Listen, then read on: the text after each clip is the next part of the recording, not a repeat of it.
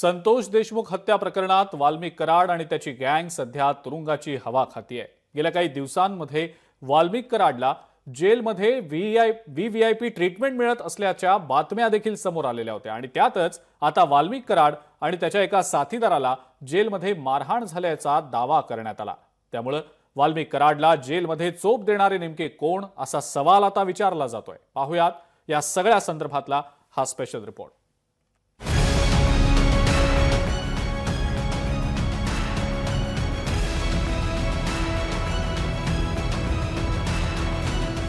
जेलमध्ये वाल्मिक कराडला मारहाण, सुदर्शन घुलेलाही दिला बेदम चोप, सुरेश धसांनी उडवली आरोपांची राड।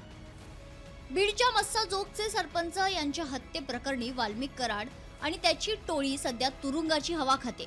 या हत्येचा मास्टरमाइंड असलेल्या वाल्मिक कराडला जेलमध्ये व्हीआयपी ट्रीटमेंट मिळत असल्याचे आरोप याआधी अनेकदा झाले आहेत। आता या वाल्मिक कराड बद्दलची नवी माहिती समोर आली आहे आणि ती म्हणजे वाल्मिक कराडसह सुदर्शन घुलेला तुरुंगात मारहाण झाल्याची। महादेव गित्ते, अक्षय आठवले वाल्मिक कराडच्या अंगावर धावून गेले। सुदर्शन घुले वाल्मिक कराडच्या मदतीसाठी धावून आला। गित्ते आठवलेकडून कराड आणि सुदर्शन घुलेला मारहाण।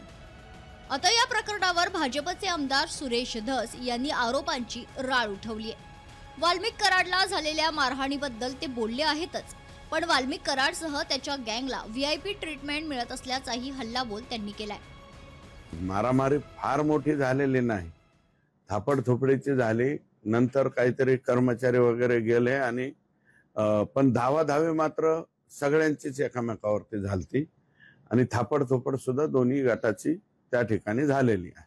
बीडच्या जेलमध्ये काही बी होऊ शकतं ना, काही व्हीआयपी ट्रीटमेंटच्या बाबतीमध्ये त्यांच्या बाबतीत तक्रार होते, टेलिफोन आतमध्ये पोहोच होतोय, स्वतंत्र जेवण जेवणाची थाळी त्यांना पुरवली जाते, अशा प्रकारच्या काही तक्रारी येत आहे। आता या सगळ्या प्रकरणावर सामाजिक कार्यकर्त्या अंजली दमानिया यांनी पोलीस प्रशासन आणि सरकारला धारेवर धरले। या ज्या टोळ्या होत्या वेगवेगळ्या आणि त्यांच्यातली टोकाची जी भांडणं होती ती आज स्पष्टपणे बाहेर येताना दिसत आहेत आणि कुठेतरी कायदा आणि सुव्यवस्थेचा अभाव हा मोठ्या प्रमाणावर बीड जिल्ह्यात आहे हे याच्यातनं नक्कीच कळतंय।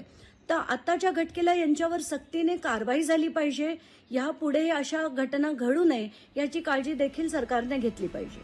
संतोष देशमुखांसारख्या सरपंचाची हत्या झाल्याने महाराष्ट्रात खळबळ उडाली आहे। त्यातच ही हत्या ज्या निर्घुणपणे झाली त्याचे फोटो पाहून तर महाराष्ट्र सुन्न झाला आणि आता या हत्येचा मास्टरमाइंड असलेल्या वाल्मिक कराड आणि त्याच्या हस्तकांना जेलमध्ये मारहाण होत असेल तर जेल प्रशासन झोपत आहे का की पोलीस फक्त वाल्मिक कराडची सेवा करण्यात दंग आहेत असे प्रश्न आता विचारले जात आहेत। ब्युरो रिपोर्ट, लोकशाही मराठी।